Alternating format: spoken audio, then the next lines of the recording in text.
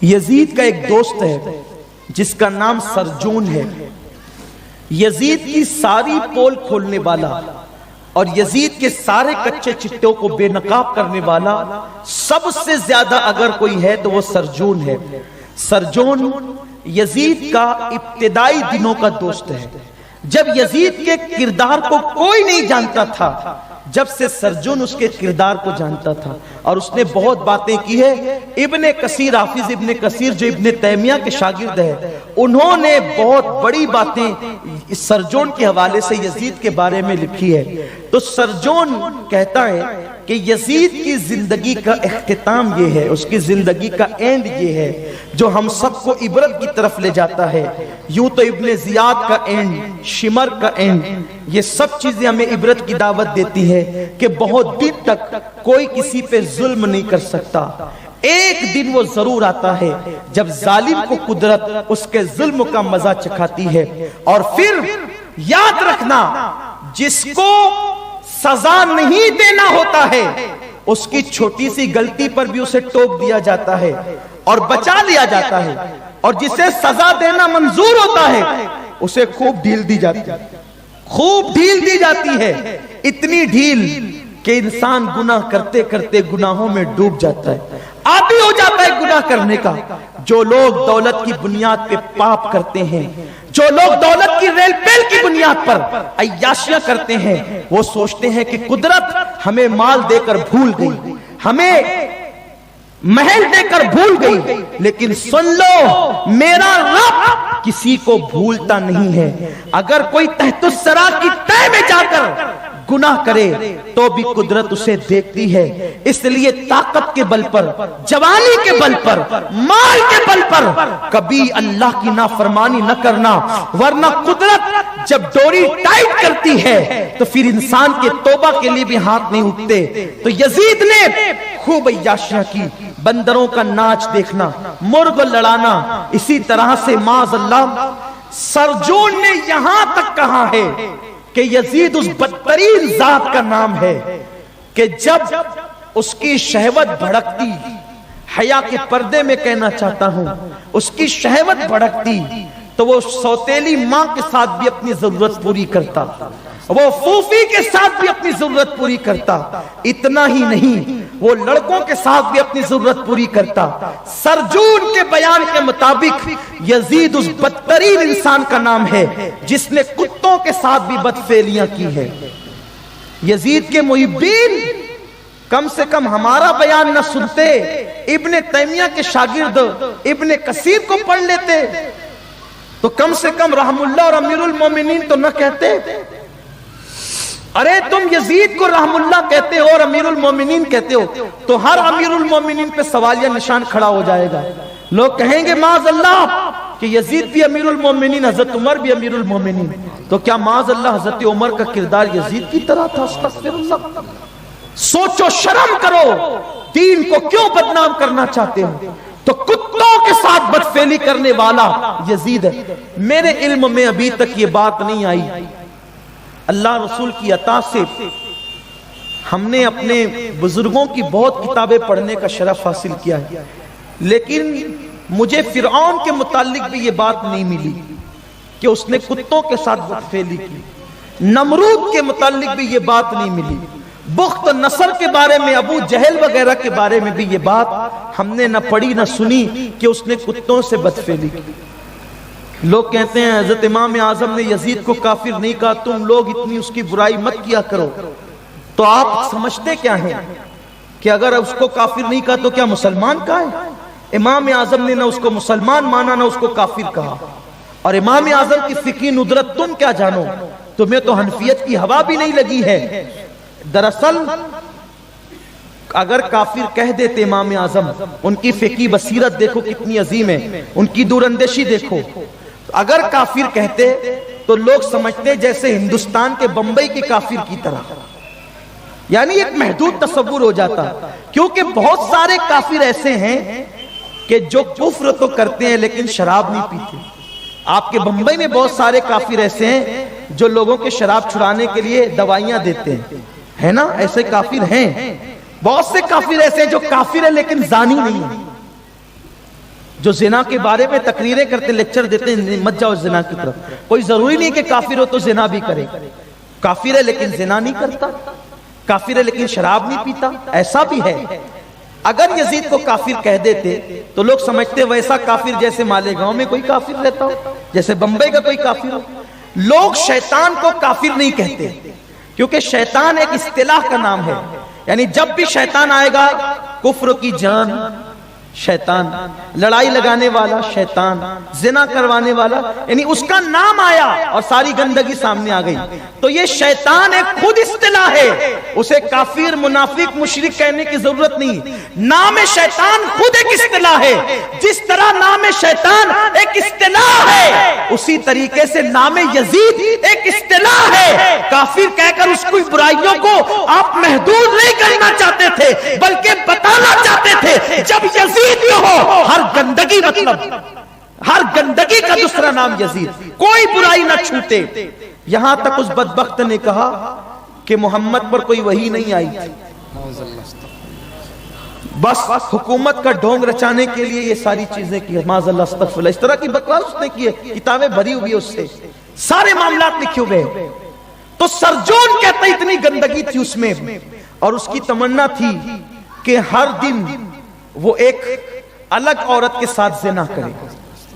مجرے سننا, اس کی نیند اس طرح ہوتی تھی کہ اس کے سرانے شراب کے مٹکے رکھے رہتے تھے اور ناچنے والی لڑکیاں ناچتی تھی, گانے والی گاتی تھی, اور اس ماحول میں وہ بستر پہ لیٹتا تھا. اس کا جسم انتہائی موٹا اور بھدا, بدن پر جیسے سور کے کڑک اور سخت بال ہوتے ہیں ویسے اس کے جسم پہ سخت اور کڑک بال تھے. قدرت اللہ جیسا جو ہوتا ہے اس کو بناتی ویسا ہی ہے تاکہ آدمی دیکھ کے پتہ چل جائے کہ اس کی اوقات کتنی ہے. دیکھو بکری کے بدن پہ بھی بال ہوتے ہیں اور سور کے بدن پر بھی ہوتے ہیں. بکری کے بال قدرت نے ایسے بنائے دیکھو تو ہاتھ پھیرنے کو جی چاہے, اور قدرت نے سور کے بال ایسے بنائے کہ دیکھ کر نفرت آئے, دیکھ کر ہی نہیں بلکہ نام سے نفرت آئے. قدرت کا ایک نظام ہے, اللہ کی سنت ہے, یہ سنت الہیہ ہے. خدا بناتا ہے جو جیسا ہوتا ہے تاکہ دیکھ کر پہچان لیا جائے. بس گفتگو سمیٹتے ہوئے بہت آپ پہ بار نہیں ڈالنا چاہتا, میں یہ بات مکمل کر لینا چاہتا ہوں کیونکہ آپ لوگوں بھی کافی ٹائم سے بیٹھے ہیں. اگرچہ آپ کی تمنا ہے کہ آپ سنیں, لیکن اگر آپ یہ سوچتے ہیں کہ ایک ہی محفل میں پوری کربلا بیان ہو تو میرا ایمان یہ ہے, میں اپنے شہر والوں سے بھی کہتا ہوں, میرے شہر کے لوگ بھی 6-6 دن 2-2 ڈھائی گھنٹہ سننے کے لیے آتے ہیں, اٹھتے ہیں, اٹھتے نہیں ہیں, بیٹھنے کی بات کرتے ہیں اور بولو کی بات کرتے ہیں. یہ مولا حسین کی خیرات ہے, لیکن یہ بات سمجھ لیں زندگی ختم ہوگی, کربلا کبھی ختم نہیں ہوگی. ہاں, اور جتنا تم کربلا سے قریب جاؤ گے اتنے راز کھلتے چلے جائیں گے. ابھی تو میں نے کربلا کو چھیڑا ہی نہیں ہے, اس لیے کہ کئی سالوں سے آپ سن بھی رہے ہیں اور آج بھی سن رہے ہیں, اور اللہ سے دعا ہے کہ زندگی اللہ دے, ہم سناتے رہیں, آپ سنتے رہیں, بلکہ اللہ وہ دن لائے کہ مولا حسین کا ذکر کرتے کرتے ہی موت آ جائے. وہ ہمارے لیے سب سے عظیم دن ہوگا, وہ کامیاب دن ہوگا انشاءاللہ. تو اتنا بھی میں نہیں کہوں گا کہ آپ حضرات کو ہضم نہیں ہو, میں اپنی گفتگو سمیٹوں گا. اور اتنا خزانہ ہے کربلا کا کہ راتیں گزرے گی, باتیں ختم نہیں ہوگی انشاءاللہ. تو یزید موٹا بھدے جسم کا, اور اس کے بدن پر کڑک اور سخت بال تھے جیسے سور کے بدن پہ ہوتے ہیں, اور ہر رات اس کی شراب سے رنگین تھی. یہ کوئی مبالغہ نہیں, میں جتنی باتیں کہہ رہا ہوں ایک ایک سطر کا حوالہ کتاب میں ہم بتا سکتے ہیں الحمدللہ تعالی. ایسا نہیں کہ میں غلو کر رہا ہوں, قطعاً یہ بات نہیں ہے. آپ اٹھا کر کے دیکھیں, اور جو خارجیوں کے نزدیک معتمد علیہ مورخین ہے ان کی کتابوں میں یہ بات موجود ہے. ہمارے مورخین نے تو لکھا ہی ہے, لیکن ان کے یہاں بھی یہ باتیں لکھی ہوئی ہے. اس کو لڑکیوں کا عورتوں کے ساتھ محبت کا شوق تھا. جو سوتیلی ماں کو نہ چھوڑے وہ کس کو چھوڑے گا. ایک عیسائی لڑکی تھی, اس لڑکی کے ساتھ یزید کو محبت ہوئی. بات سچی تو یہ ہے کہ جس کے دل میں آل نبی کی محبت نہیں وہ کسی سے محبت کبھی نہیں کر سکتا. وہ محبت کیا تھی؟ وہ نفس کی خواہش تھی, نفسانیت تھی. وہ اس نے محبت کا ڈھونگ رچایا اس عیسائی لڑکی کے ساتھ، لیکن وہ لڑکی تھی بڑی ہوشیار۔ یزید کی موت کی مختلف روایتیں ہیں، لیکن ہر دن ہم الگ الگ روایتیں اس لیے پڑھتے ہیں تاکہ ساری روایتیں آپ کے سامنے ہو اور آپ سب سے عبرت حاصل کریں۔ اس کا جو دوست سرجون تھا، سرجون اور یہ دونوں جاتے تھے اس لڑکی سے ملنے، تیسرا کوئی نہیں ہوتا تھا۔ تو لڑکی اتنی ہوشیار تھی، وہ سرجون کو بھی لبھاتی تھی اور اس کو بھی۔ اسی میٹر میں دونوں میں دشمنی ہونے شروع ہو گئی۔ تو یہ لڑکی کے پاس جا کے سرجون کی برائی کرتا، سرجون اس کی برائی کرتا۔ تو چونکہ اس کے پاس حکومت اور سلطنت تھی، تو اس لڑکی کو اس نے کہا کہ میں تیرے ساتھ نکاح کرنا چاہتا ہوں، اور وہ لڑکی نے کہا ٹھیک ہے، اگر نکاح کے لیے تیار ہے تو کل آئے گا تو اکیلا آنا، سرجون کو ساتھ نہ لانا اور کسی سپاہ کو ساتھ نہ لانا، اور ہم پھر تیرے ساتھ نکاح کریں گے۔ وہ لڑکی اپنے گھر سے نکلی، یزید کا موٹا جسم گھوڑے پر تھا اور اسی کے گھوڑے پہ وہ بیٹھ گئی پیچھے کی طرف۔ زبان حیا اس پہ بھی خاموش ہے کہ ایک موٹے انسان کے ساتھ ایک لڑکی اگر ایک گھوڑے کی پیٹھ پر بیٹھے تو فاصلے کتنے سمٹے ہوں گے یا کتنے نہیں ہوں گے آپ اچھی طرح جانتے ہیں۔ بس صرف منظر کشی کرنا ہے اور بتانا یہ ہے کہ یزید کی زندگی کا اختتام کیا ہے، کس حالت میں اہل بیت کے گستاخ کو موت آئی اور اس کا انجام کیا ہوا۔ اللہ اکبر۔ پھر وہ لڑکی بیٹھی اور اس نے گھوڑے کو ایڑ لگا دی۔ وہ مہارت رکھتی تھی گھوڑا دوڑانے میں، گھوڑا دوڑتا رہا، یزید اچھلتا رہا، حتیٰ کہ گھوڑا پسینے پسینے ہوا، اور یزید چونکہ موٹا انسان تھا جلدی تھک گیا وہ، اور ایک جنگل میں پلان کے مطابق ایک گھوڑا اور بندھا تھا اور کچھ لوگ وہاں پر موجود تھے۔ لڑکی اس گھوڑے سے اتر کر اس گھوڑے پہ اس نے چھلانگ لگائی اور بیٹھی، اور اس نے کہا یزید نکاح کی شرط یہ ہے، ہم دونوں دوڑ لگاتے ہیں گھوڑے کی، اگر تو آگے نکل گیا تو نکاح ہوگا ورنہ نہیں۔ اس کا گھوڑا بھی تھک چکا تھا اور یہ بھی تھک چکا تھا۔ لڑکی گھوڑا دوڑاتی رہی، یہ آگے کرنے کی کوشش میں خوب بھگاتا رہا، حتیٰ کہ بہت یعنی کہ دیر تک کہ یہ سلسلہ چلتا رہا، اور پھر یہ پسینے سے شرابور ہو کر اپنے گھوڑے کی لگام چھوڑ کر گھوڑے سے زمین پہ گرا۔ جب گھوڑے سے زمین پہ گرا تو یہ تڑپتا تھا مجھے پانی دے دے، پانی دے دے، اور کہتا تھا کہ کسی طرح تیرے ساتھ میرا نکاح ہو جائے۔ تو لڑکی نے اس کے سینے پہ پیر رکھا، اس عیسائی لڑکی نے، اور پھر کہا ظالم تو پانی مانگتا ہے اور تم مجھ سے نکاح کی بات کرتا ہے۔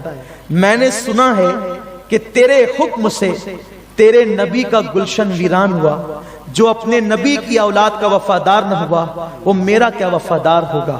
میں تو مذہب کے اعتبار سے عیسائی ہوں۔ اس لڑکی نے کہا جب تو اپنے نبی کی اولاد سے بے وفائی کرتا ہے مجھ سے وفا کب کرے گا؟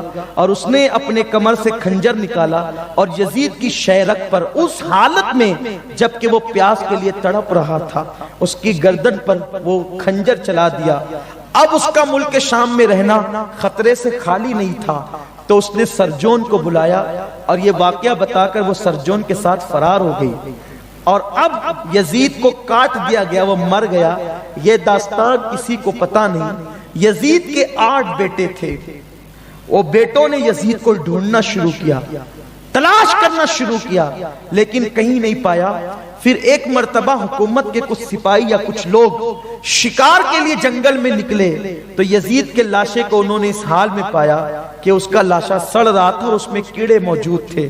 تو اس کے 8 بیٹوں نے مل کر اس کی نماز جنازہ پڑھے بغیر، اس کے جسم کو غسل دیے بغیر، کیونکہ پوزیشن ہی یہ نہ تھی کہ غسل دیا جاتا، کیونکہ جسم پھٹا ہوا تھا اور اس میں کیڑے تھے اور بدبو آ رہی تھی، تو اس کے جسم کو نہلائے بغیر اور نماز جنازہ پڑھے بغیر اس کو جو ہے اس کے بیٹوں نے دفن کر دیا، اور چھپا کر دفن کیا، بتایا نہیں گیا جنگل کے اندر۔